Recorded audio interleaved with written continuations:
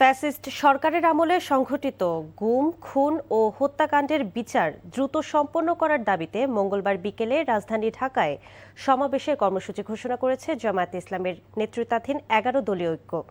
সমাবেশে বক্তব্য রাখবেন সংসদে বিরোধী দলীয় নেতা ডাক্তার শফিকুর রহমান, এনসিপির আহ্বায়ক নাহিদ ইসলাম সহ ১১ দলের শীর্ষ নেতারা। সকালে লিয়াজো কমিটির বৈঠক শেষে আয়োজিত সংবাদ সম্মেলনে এই কর্মসূচির ঘোষণা দেন ১১ দলীয় ঐক্যের সমন্বয়ক ও জামায়াত নেতা হামিদুর রহমান আজাদ।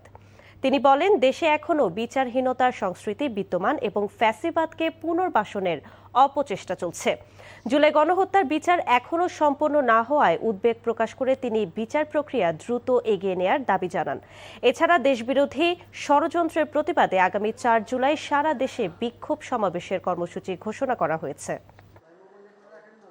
সীমান্তে আমরা শুনতে পাচ্ছি বিভিন্ন ধরনের প্রতিবেশী রাষ্ট্র কর্তৃক অস্ত্র মজুদের ঘটনা ঘটছে, কোথাও কোথাও ক্ষেপণাস্ত্র স্থাপনেরও ষড়যন্ত্র হচ্ছে বলে আমরা জানতে পারছি।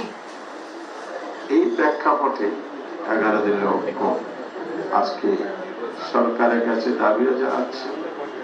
আমরা জনগণের পক্ষ থেকে গভীর উদ্বেগ প্রকাশ করছি।